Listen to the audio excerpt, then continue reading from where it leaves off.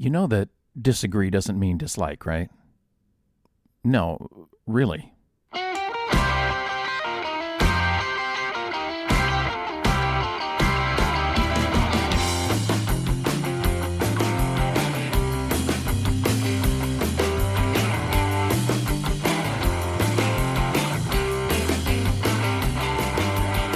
It's OG time in Houston, Texas, around the country and around the world. Welcome to the Papa Geoff's America podcast.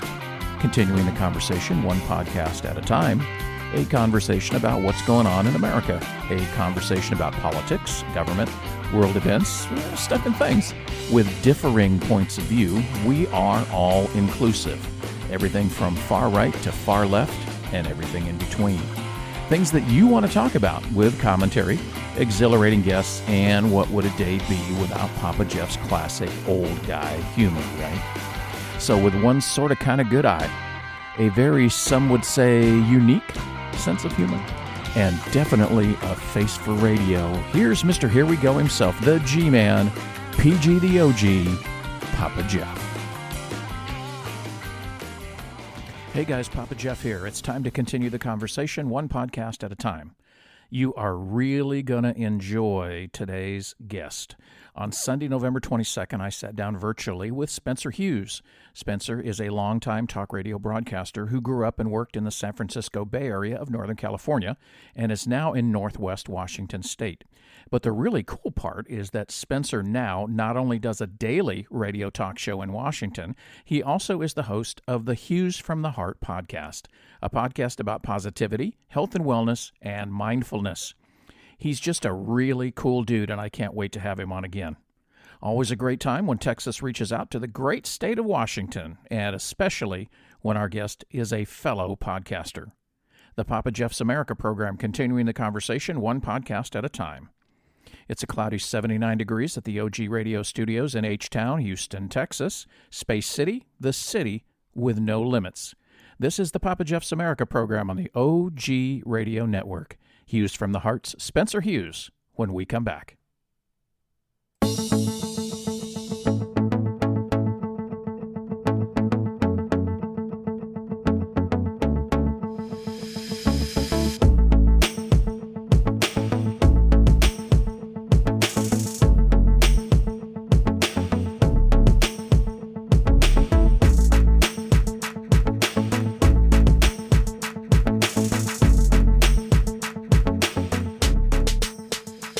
Papa Geoff's America, so much more than politics. New episodes every Monday. Check it out and subscribe at papageoffusa.com or wherever you get your podcasts. Papa Geoff's America, continuing the conversation, one podcast at a time.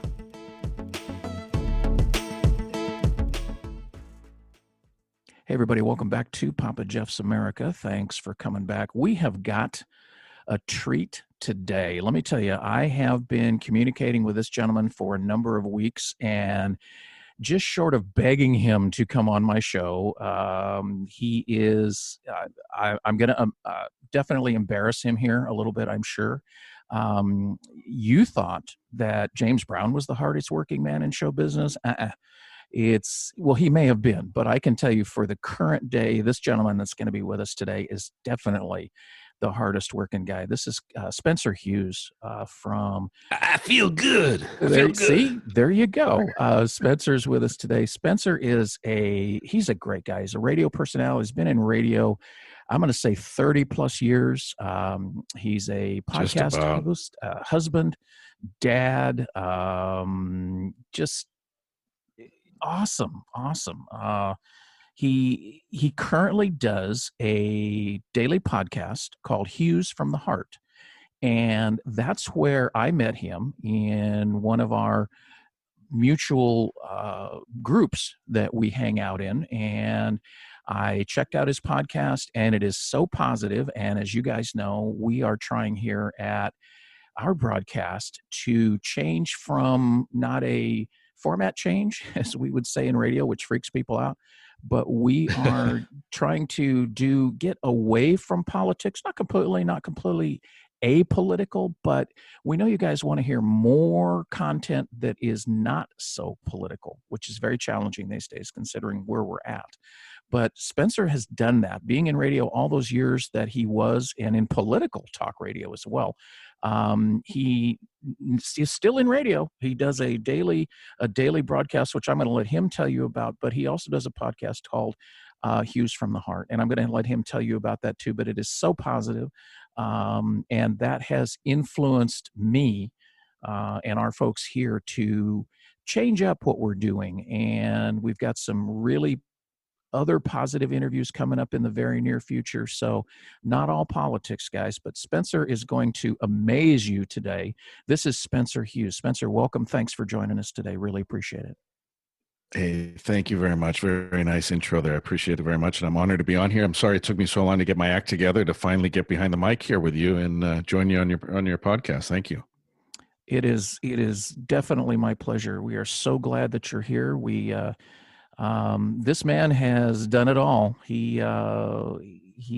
I actually listened to, you can find him all over the internet. And at the end of the broadcast, we're going to have him give you all the information of where you can find him. You're definitely going to want to check out his podcast and see what he's been doing. But in his radio show that he's on a daily basis, the video that he did at his current station, he had recently moved to his Washington home, and moving from the Bay Area, you had said you traded gunshots for mountain lions. What's definitely from the Bay Area up to Washington, and my folks know that I did some rural stuff in Nevada. Now I'm in Houston, which is still gunshots, but tell us about Spencer. Tell us about what's going on. Well, I grew up in the concrete jungle of San Francisco in the early 70s and into the 80s, and very, very different city. Thankfully, it was for me growing up than it is now. I don't know that it would be so much fun growing up in it. It has so many problems today. It makes me sad, but grew up in an area. It's funny. We grew up in Bernal Heights, which in the 1970s was kind of the ghetto, quote unquote, right? When we heard gunshots, it wasn't good. Okay, it was cops and robbers time. And now what's interesting is if you go to Bernal Heights in San Francisco, you can't afford to live there. I mean, it's unbelievable. I mean, that's like the posh place to live. But if you had gone back in time, it would have been nice to buy up all the real estate in that area because it's worth millions now. But who would have known, right? Back then. If I knew then what I knew now, isn't that how that goes? Yeah, no, exactly. And it was fun. It was very magical growing up as a kid in San Francisco in this big city. And it's all I ever knew. And my wife had grown up in Sonoma County, which is just over the Golden Gate Bridge from San Francisco. And actually spent the first few years in San Francisco and then moved to Sonoma County where, they had farmland and they had acreage. And I never had that. I just had this concrete jungle where houses were touching each other. I mean, you could hear your neighbor changing his mind, right? As the joke goes, the walls were so thin. Yeah. And I just knew that I needed something else. And I burned out finally. The big city life wasn't for me. My wife had been wanting to move to more rural areas for years, and I resisted because I thought, where am I going to work? Where am I going to, all the what ifs in life that keep you from making important decisions, like that nagging voice in your head, right? That tries to talk you out of every good idea. And I kept coming up with all these walls and defensive comments about why we shouldn't move to the country. And here we are now on 5 acres in Western Washington. And I wish we had done this 30 years ago. I wish we'd done it 20 years ago. I wish the kids had grown up in a forest instead of, in cities and stuff. But I'm glad we're here now. It was a perfect move for all of us. Absolutely. Everything seems to happen for a reason. And it's, I grew up in Southern California, so I know exactly what you're saying there. And it was time for a change. So we got to Houston, but we did it through a 15-year stop in Reno, Nevada. And that was the country for us. And so, but now we're here in Houston, and it's and still the gunshots, which aren't good, but we're north of Houston, so we're definitely in the burbs, and so in a really nice area, and so no complaints. It's there's just I don't want to say I wouldn't change anything, because I think there's always things that you might want to change. But somebody asked me that a long time ago Sure. when I was being a paramedic, and they said, well, what would you change? And I don't know that I'd change anything, because if I did, I don't know that I'd be where I am right now. Kind of one of those really No, it's in-depth true. in-depth conversations. I don't know. I have to go with it that, there's forces way above me that's planning my moves and what I need to do. So, but you did radio, terrestrial radio, as the term goes, for quite some time. And I was Yeah. doing some research today, and that you even had some Sirius XM work as well, which I thought was pretty interesting. And Yeah, the whole advent of satellite's been pretty incredible. I fell in love with radio when I was about 9 or 10 years old. My parents always had talk radio on. San Francisco was home to KGO, which is known, at least to radio people around the country, as like one of the top 3 stations in the country, at least at that time. When I first started listening to them, they were like, when I first started working there, when I was about 20 years old and still going to college, it was the number 1 station for like 28 straight ratings books, or 28 years or something like that. It was the number 1 station, one of the top ones in the country. And I fell in love with these voices that would just kind of come across my radio. And, all my friends were listening to rock and roll and listening to music. And I was listening to talk radio when I was 9 years old, which is kind of an odd thing. But I just loved how a voice could kind of sneak across the radio and keep you company. And when, we had the rock and roll earthquakes every once in a while in San Francisco, you'd turn on, KGO, and you'd hear the voices on the radio kind of calming you down and taking your phone calls and interacting with people. And I loved that about talk radio. And I said, that's what I want to do. I remember I was 11 years old. I almost remember where I was when I said it to my parents. I go, that's what I want to do. I want to be a radio guy when I grow up. So for me, it was always a passion thing. And, luckily I was able to turn it into a career for many years, different incarnations for sure, in different cities and different networks and stuff. But the industry sadly has changed, I think, not for the better. And I don't know that kids that age in growing up and going to high school and college, I don't know if there'll be any radio jobs left. The way consolidation's going and automation, and you can run a radio station out of an iPod now, and there's no real need for DJs and human beings anymore with personality, sadly. But that's kind of the reality of what a lot of radios become. I agree with you. And I have friends that did radio in LA some years back. Some good friends that were, KABC, a big name in Los Angeles, and I grew up with them, and KNX and KFWB, KFI, KMPC, all of those there. And back in the day when radio stations had 3 call letters, that doesn't happen anymore unless the license was issued 100 years ago, literally. And I agree. Everything is we've lost the art of conversation, I think, is what's happened. We like to say on our broadcast that we're continuing the conversation one podcast at a time. We have to have conversation. We're not going to agree on everything, and disagree doesn't mean dislike. We use that a lot as well. But we can have a conversation, and we have to continue the conversation, because as the therapists and the psychologists and such would tell you, that when the conversation stops, that's when the problems start. And we've got to keep talking. And I know that you did political talk radio for a lot of years, which can become very adversarial. I have, oh man, and that's probably not even the worst word for it, but I have even found that out in people that have, we used to get cards and letters, well, now everything's social media, and I've taken some hits based on, political views and comments and things. And it's like, hey, I'm still Papa Geoff, I'm still me. Sure. I'm not willing to, I don't want to lose any friends over it. Although I had one guy that said, well, you think this, I'm unfriending you. Bye. Well, okay. We really don't have to do that, but okay. But I've told you off air, and I want our audience here to know that you have been an inspiration to me to change the outlook on this broadcast, to go from mostly political things to let's do more positive stuff. And I know Hughes from the Heart is there's a whole list of things that are in your bio, but I noted health and wellness and specifically mindfulness. And you Yes. have a broadcast that's out that I listened to, and I remember you focused on that term mindfulness, and that you, when you really sat down and thought about that, that means so much, just that term mindfulness. Tell us about going from terrestrial radio into the podcast world.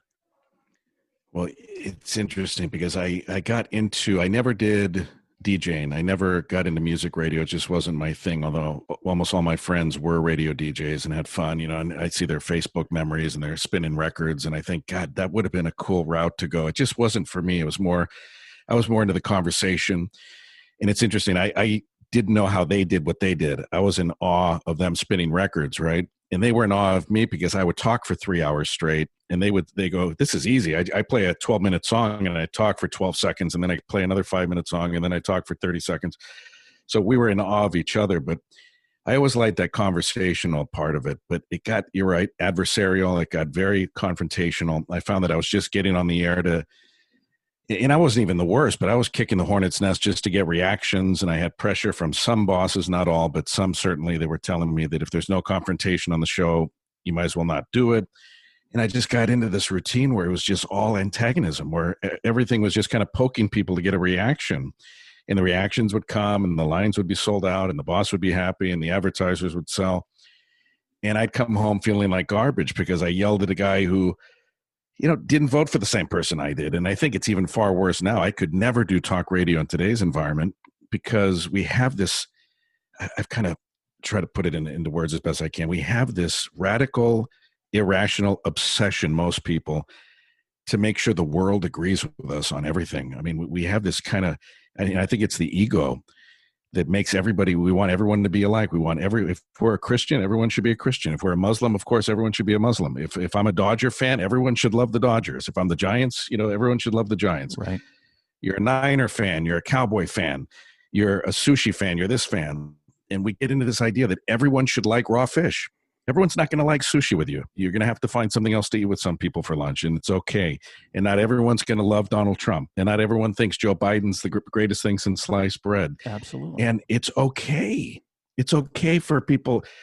When I tell people I grew up a Catholic, and for me personally, and not to get into religion too much here, but the easiest way for me to go running and kicking and screaming from the Catholic religion was to be surrounded by it for as many years as I was. Right. And I don't know how I did it. My parents weren't even religious. They sent me to schools that happened to be, not so much these days, but back in the day, parochial school, right? I had atheist friends. I mean, they went to parochial school and they were taught about Jesus, and they didn't even believe in God. So it wasn't about religion. It was about the fact that these were the best schools at the time. And my parents wanted to give me a good education, and they sacrificed to send me to schools that happened to be this drudgery and this rigmarole, and we're going to tell you not how to think, but what to think. And this is what happens. And, I grew up with the fear of God at school, where like if I did something slightly wrong, I might go to hell when I die for the rest of eternity. And everything was fear-based. And I kind of took that into the radio with me, that, it's like, this is the way it is. And this is the way, the only way it can be. And then I just thought, gosh, this is just so, it's irrational. It's kind of crazy. I started listening to my own broadcast and thinking, how am I saying this stuff? I can't listen to myself, by the way, like my old air checks. And when we moved from California to Washington, I had so much junk and clutter that I let go of, including every reel-to-reel, every cassette tape, every mini disc, if people remember those. I had thousands of hours of my broadcasts, and I don't even know why I was keeping them. I mean, talk about ego-driven. What am I going to do? Like when I'm 80 years old, sit back and listen to myself on a loop forever? I mean, what was I going to do with those reels, right?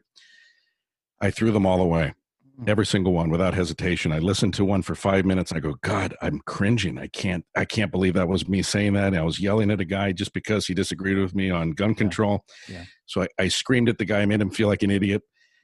And I was the idiot, so I just threw it all away. And I wasn't pleasant to be around my wife. My kids couldn't stand me for a while.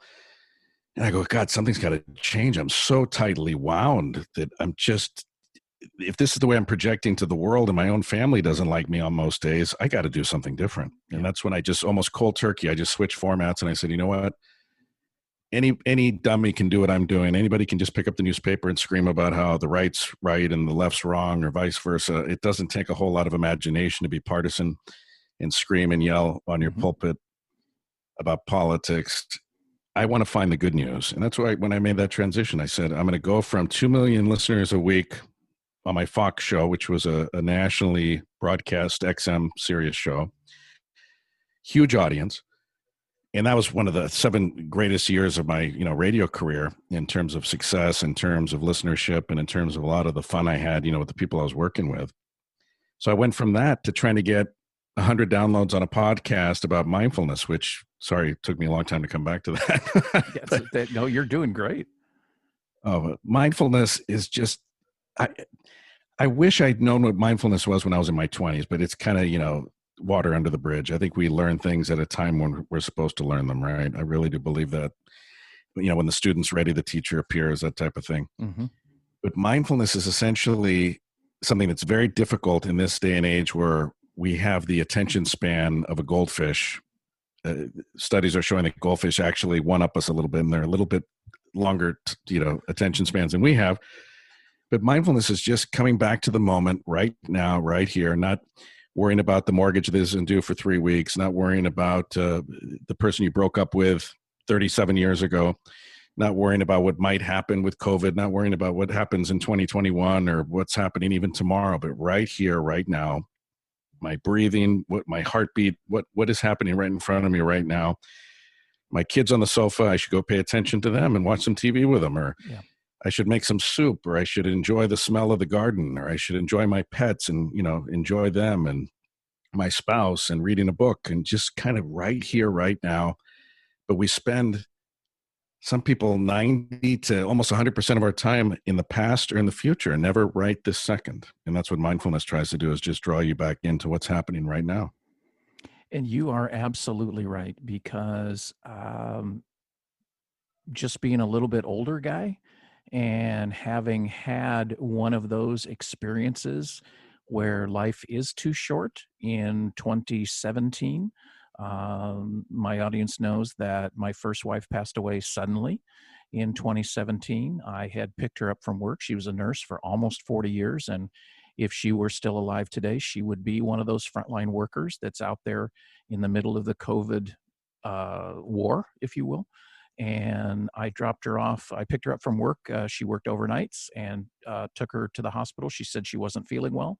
And when a healthcare worker says they don't feel well, take them at their word. There's something wrong. Sure, and absolutely. She went into the emergency room and had a heart attack and passed away right there.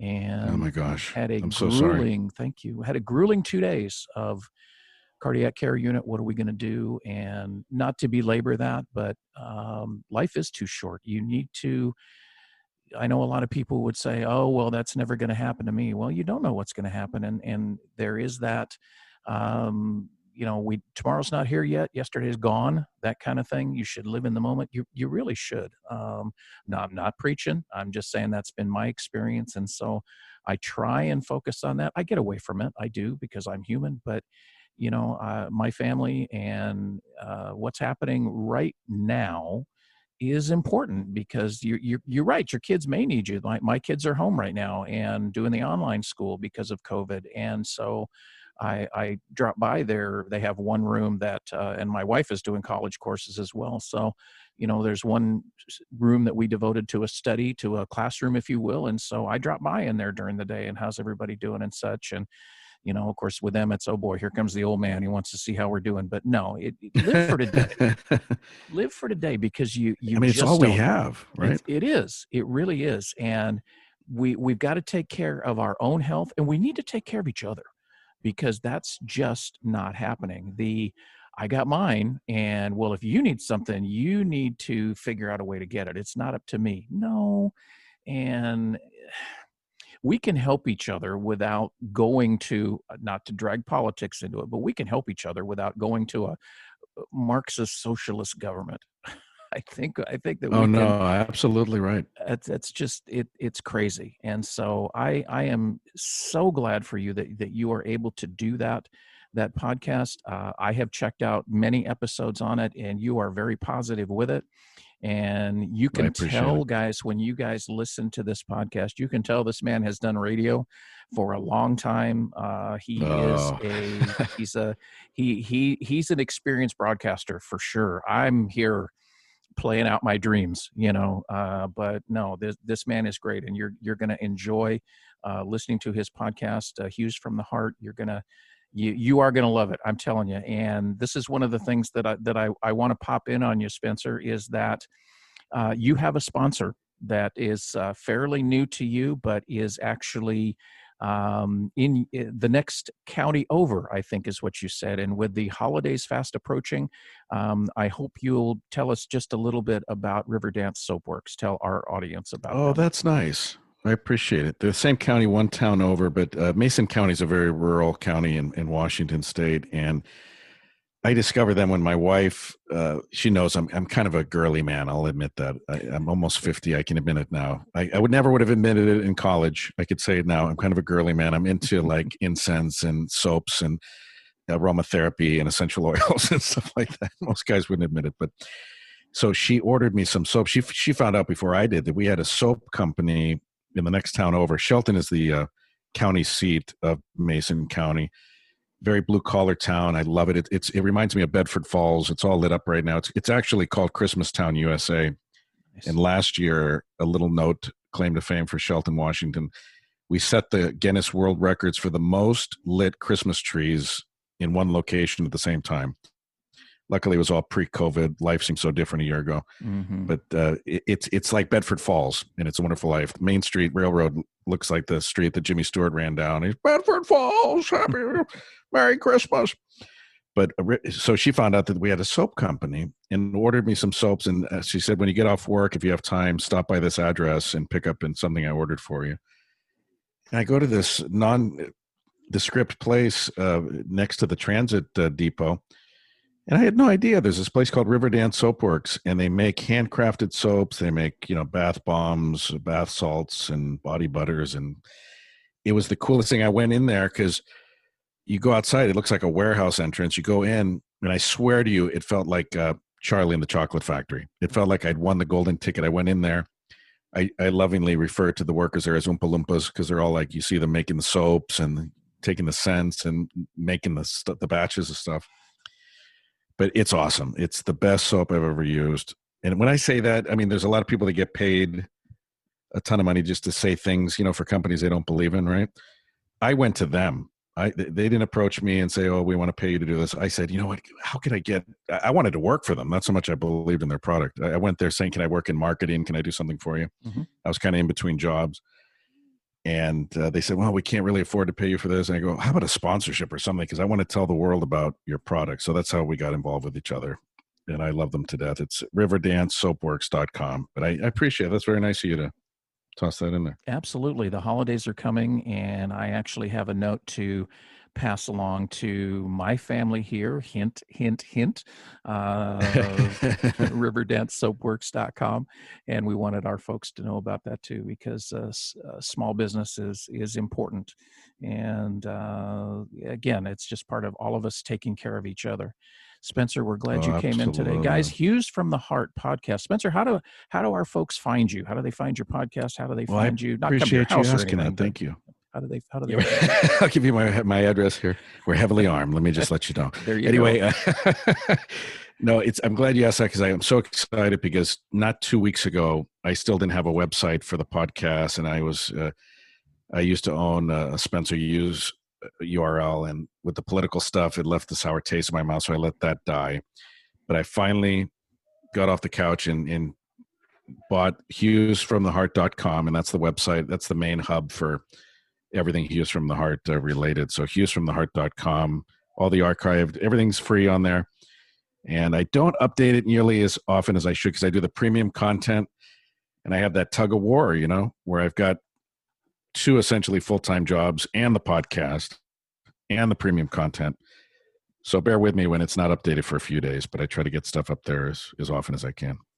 I know the feeling, and you're doing a great job. Definitely keep doing what you're doing. I look forward to your podcast coming out, and I know our folks are going to want to hear it as well. One, they're going to want to get Riverdance Soapworks for the holidays coming up. They're also going to want to check out the Hughes from the Heart podcast, HughesFromTheHeart.com, guys. Our guest has been Spencer Hughes from Washington State. Spencer, thanks so much for taking the time to come on. We appreciate it. I appreciate your gentle nature, and I clicked with you right away. I don't click with everybody immediately, but when you and I started messaging each other, I just felt kind of a camaraderie. So I'm a fan of yours as well. It was a thrill to be on here, and thanks for wanting to have me on here. It's an honor. Absolutely. Thanks so much for your kind words as well. We appreciate you. Keep doing what you're doing, and we hope you'll come back and see us. Guys, you've been listening to Spencer Hughes, Hughes from the Heart podcast, HughesFromTheHeart.com. You're listening to the Papa Geoff's America podcast on the OG Radio Network. Stay put. We'll be right back.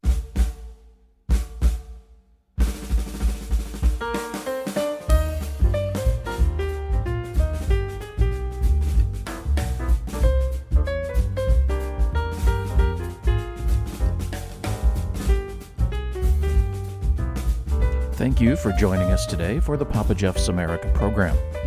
The Papa Geoff's America program is recorded in Houston, Texas at OG Studios and is a production of the OG Radio Network. Check out more episodes of our podcast at PapaGeoffUSA.com, and please subscribe at subscribe.PapaGeoffUSA.com or wherever you get your podcasts. We're on all the major platforms. Your home for Papa Geoff's America is our website at PapaGeoffUSA.com. That's where you can check out more episodes of our podcast, check out the OG blog, contact us, and link to all of our social media. We want to hear from you. Your thoughts, comments, and suggestions are what make this program go. So you can send us an email at our website, or you can call or text us at 281-940-6980. Message and data rates may apply. Remember to wear a mask, stay home if you can, social distance if you can't stay home, wash your hands frequently, and take care of each other. And always, always, always practice. Disagree doesn't mean dislike. Thanks again for joining us. We're looking forward to seeing you next time when we continue the conversation, one podcast at a time.